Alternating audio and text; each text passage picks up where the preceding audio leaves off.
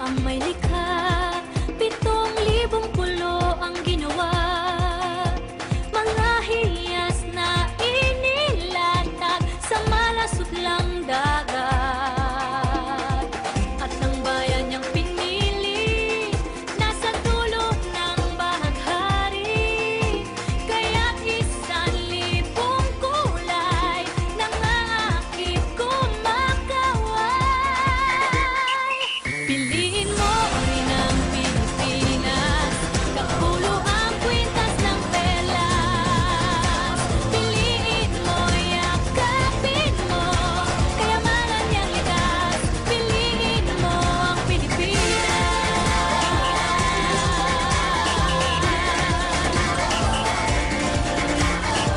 Kasayahang di mapatid, ramdam sa bawat awit. Sa masisiglang inda, mga puso'y lumilipad. Manila began as a small tribal settlement on the banks of Pasig River near the mouth of Manila Bay. It took its name from a white-flowered mangrove plant, the nilad, that grew in abundance in the area. Maynilad, or where the nilad grows, was a fairly prosperous Islamic community ruled by Raja Sulaiman, descendant of a royal Malay family. The well-known tourist spots of Manila City are Rizal Park, Manila Ocean Park, Nayong Pilipino, and Intramuros. Famous culture festivals in Manila City. Kalesa. A kalesa, sometimes called karitela, is a horse-drawn kalash used in the Philippines. The word kalesa means wheels. This was one of the modes of transportation introduced in the Philippines in the 18th century by the Spaniards, that only nobles and high-ranked officials could afford. Feast of the Black Nazarene. Most famous of all Manila festivals is the Feast of the Black Nazarene, or Pista ng Itim na Nazareno. This is celebrated each January 9 of the year. It is marked by a tumultuous procession attended by a full-packed crowds filling the entire surroundings of the Quiapo Church and the portions of Quezon Boulevard where the church is located. After the Feast of the Black Nazarene, Manila is poised to celebrate another big and equally tumultuous religious event, the Feast of the Santo Niño. This event is centered on the district of Tondo, Manila, where replicas of Santo Niño or Little Child are huddled together in the various costumes atop a flowery float and parade around selected streets in Tondo.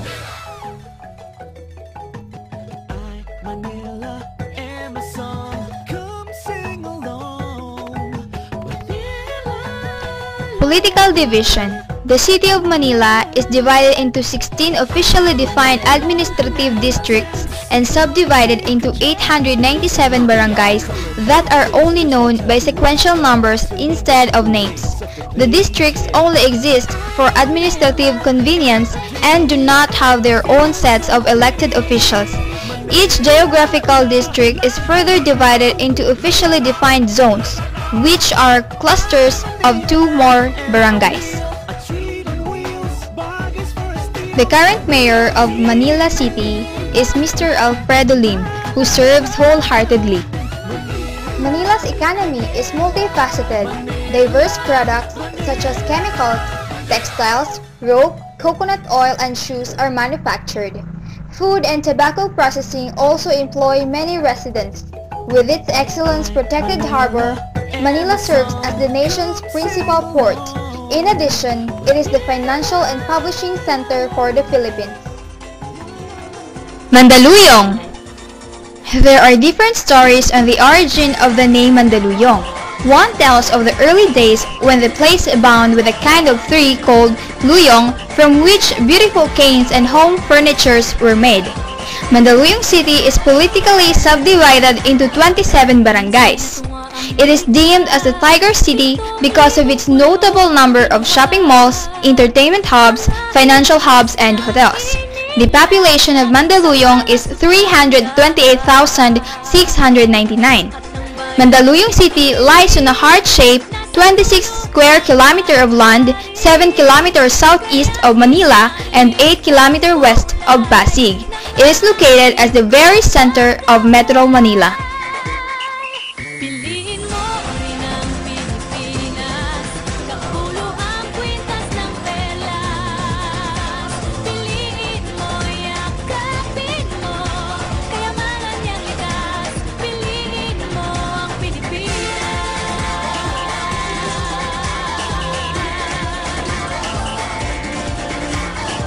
Kasayahang di mapatid, ramdam sa bawat awit. Marikina. Marikina is noted as one of tourism and cultural hub in Metro Manila. It is also the home of Philippine Footwear Federation. Marikina is one of the wealthiest local government units in the Philippines. Ang kwintas ng perlas. Piliin mo, yakapin mo, kayamanan niyang likas. Piliin mo ang Pilipinas.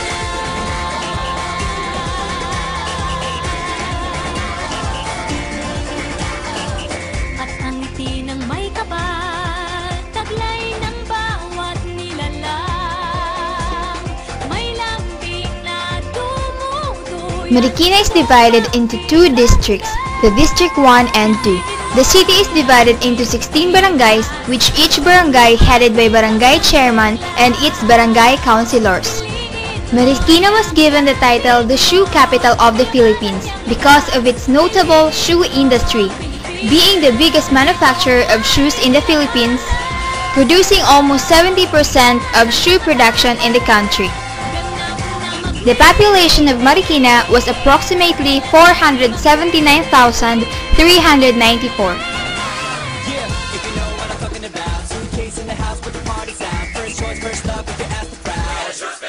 Pasig. The name Pasig is believed to come from the Sanskrit word pasis, or sand, which refers to the community on the sandy river bank. It was also called Mapaksik by Chinese in Binondo, Manila. Mapaksik later became Pasig and then Pasig. It may also come from Pasigan, which means river bank. Mo rin ang Pilipinas.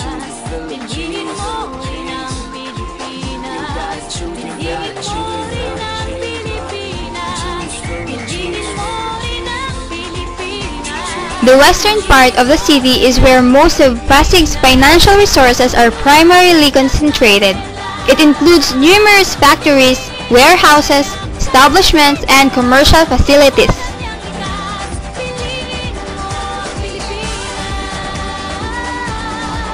Kapulo ang kwintas ng perlas.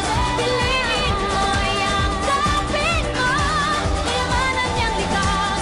Piliin mo ang Pilipinas. Piliin mo ang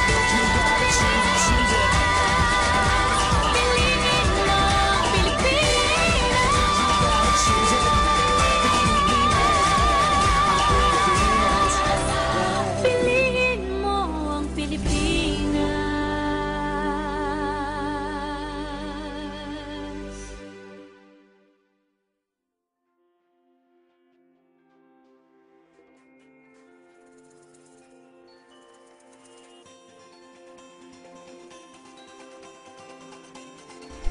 Quezon. Before Quezon City was created, it was composed of a small individual towns. In the early 20th century, President Manuel L. Quezon dreamed of a city that would become the future capital of the country to replace Manila. It is believed that his earlier trip to Mexico influenced his vision. 7,000 pulo ang ginawa, mga hiyas na inilatag sa malasutlang dagat. At ang bayan niyang pinili The commercial center of the city is in Cubao, where many shopping malls and the Aurora Tower can be found. There is a farmers plaza and farmers market. Piliin mo rin ang Pilipinas, kapulo ang kwintas ng perlas. Piliin mo, yakapin mo, kayamanan niyang likas. San Juan. Before the creation of Metro Manila, it was part of Rizal Province. currently the smallest city in the region and the country in terms of area. San Juan is one of the smallest among the cities and municipalities in the metropolis. Sa masisiglang inda, mga puso'y lumilipad. Piliin mo ng Pilipinas, katulo ang kwintas ng perlas. Piliin mo, yakapin mo, kayamanan niyang likas. San Juan is politically subdivided into 21 barangays.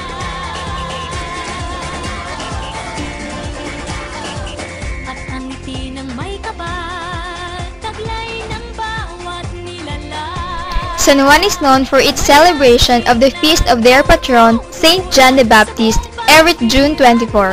In a nod to the saint characteristic act, the most recognizable costume of the occasion is the basaan, or the playful dousing and splashing of other people with water. Caloocan. The city is historically significant because it was the center of activities for the Katipunan, the secret militant society that launched the Philippines Revolution during the Spanish occupation of the Philippines.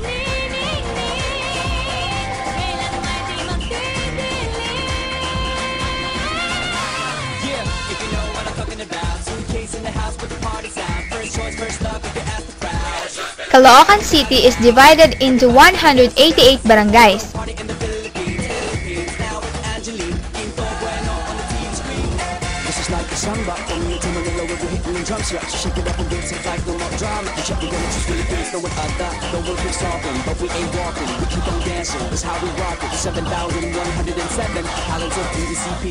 Piliin mo rin ang Pilipinas.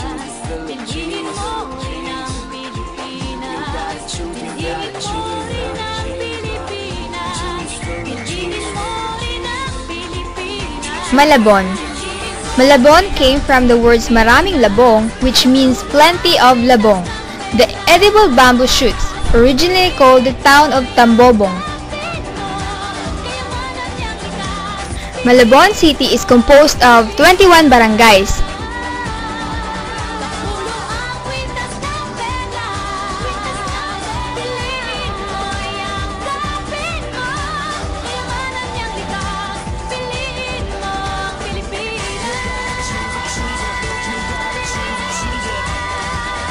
Piliin mo ang Pilipinas. Malabon industries include sugar refinery, patis making, segar making, fishing, and ilang-ilang trees flower extract production where the distilled perfumes is exported. The city is considered as the local Venice due to year-long floods and gradual sinking. The city of Malabon is a place famous for its pancit Malabon and its predominantly Atlantic ambience. Navotas.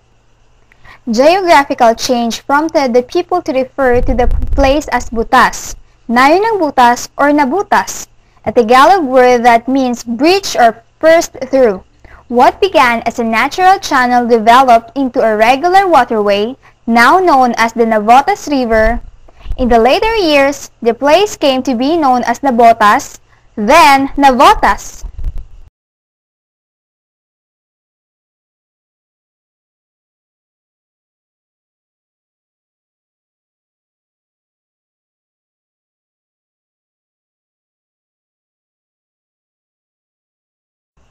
Dubbed as the fishing capital of the Philippines, Navotas is considered to be a very important fishing community with 70% of its population deriving their livelihood directly or indirectly from fishing.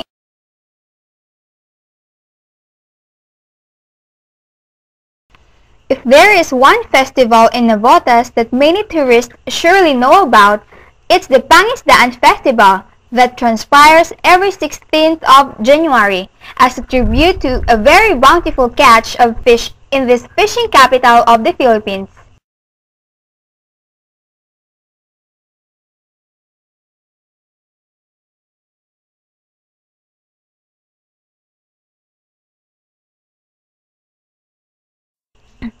Valenzuela. Valenzuela was named after the Pio Valenzuela, a doctor and a member of Katipunan. The town presiding Valenzuela that was originally called the Polo was formed in 1621 due to religious separation movements from parishes of Mekawayan.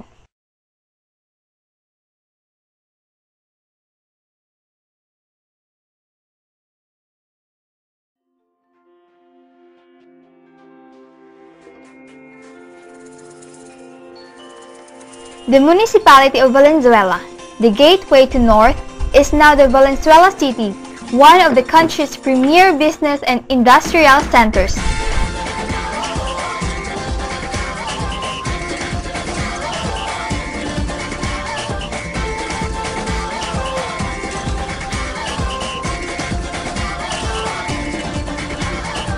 Minsay natuwa ang may likha, 7,000 pulo ang ginawa. Las Piñas. The story about the true origin of the city's name Las Piñas varies. Some said that traders from the province of Cavite and Batangas shipped first their piña or pineapples for sale to this town before they are distributed in nearby markets. Kulay nangangakit kumakaway. Piliin mo rin ang Pilipinas, kapulo ang kwintas ng pera. Las Piñas is made renowned by the famous bamboo organ, jeepney factories, and the white sparkling salt that produced in a traditional way by solar method. Las Piñas City is home to unique festivals like the Bamboo Organ Festival, Water Lily Festival, Bamboo Festival, and Parol Lantern Festival. Makati. In the 1980s, Makati has also figured prominently in the political history of the Filipinos, and by January 2, 1995, Makati became an independent city by virtue of Republic Act 7854.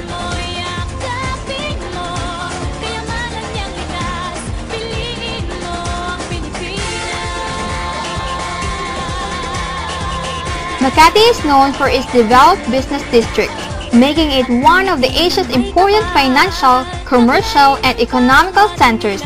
The city is also the financial capital of the country. Makati boasts fine art museums, Spanish colonial era churches, and recreation areas.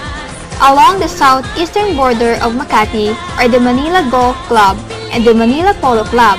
The Makati Sports Club and Makati Coliseum are also notable sport and landmarks.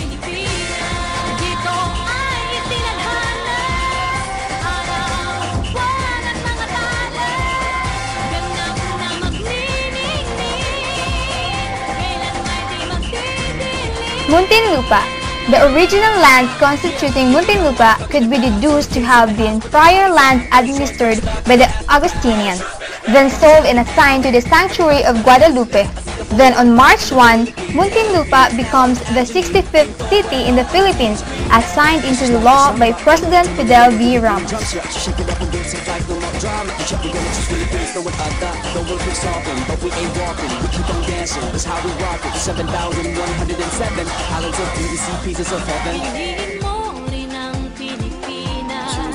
Muntinlupa is also home to some of the best commercial establishments in the metropolis and is the location of Ayala Alabang Village, one of the country's biggest and most expensive residential communities where many of the wealthy and famous live.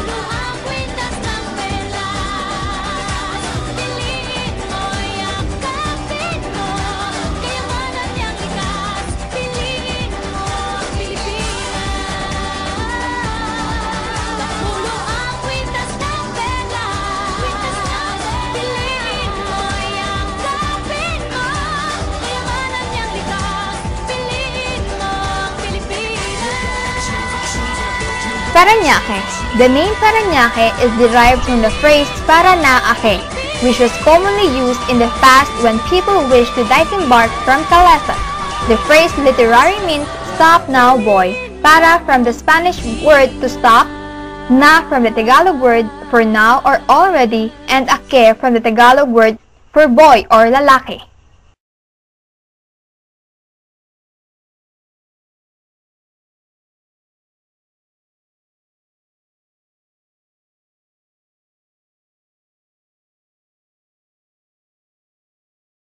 Trade and commerce are very much concentrated in the northern barangays of Parañaque, particularly in the Baclaran Township.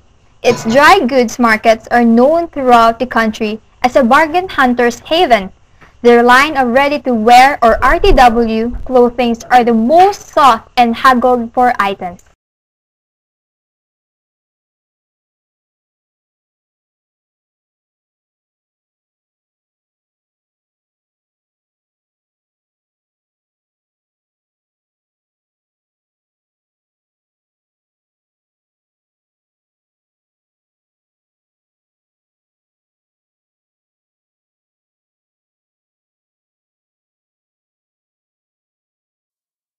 Pasay. Pasay's name may also have originated from the Spanish paso, high, meaning there is a pass. This referred to the paths cleared among the grass leading to the southern portions from Manila.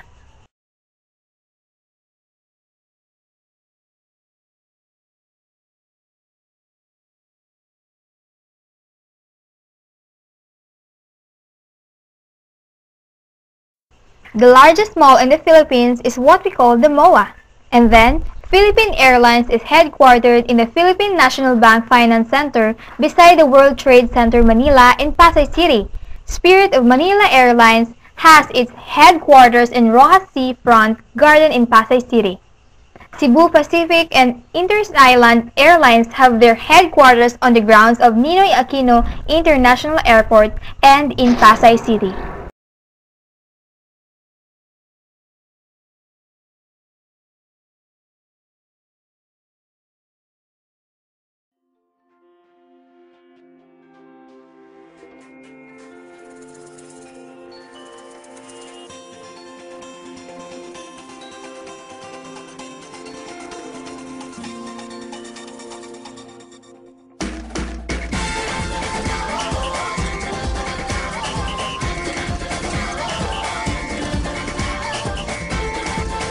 Taguig. Before the Spaniards came, Taguig was a part of the Kingdom of Tondo, ruled by Raja Suliman. Ay natuwa ang may likha, 7,000 pulo ang ginawa. Mga hiyas na inilatag sa malasutlang dagat. The city ranked first among Philippine cities in the Ease of Doing Business Index, conducted by the World Bank's International Finance Corporation.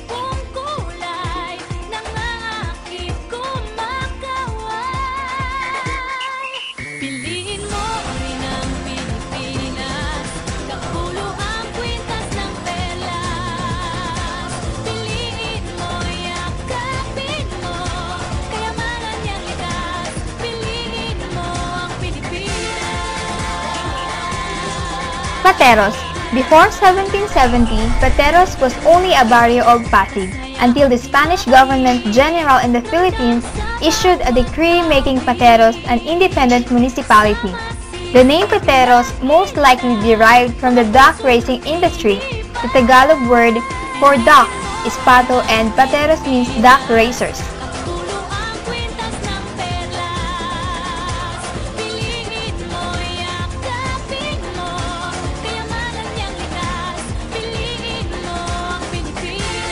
Pateros is the first-class municipality in Metro Manila, Philippines.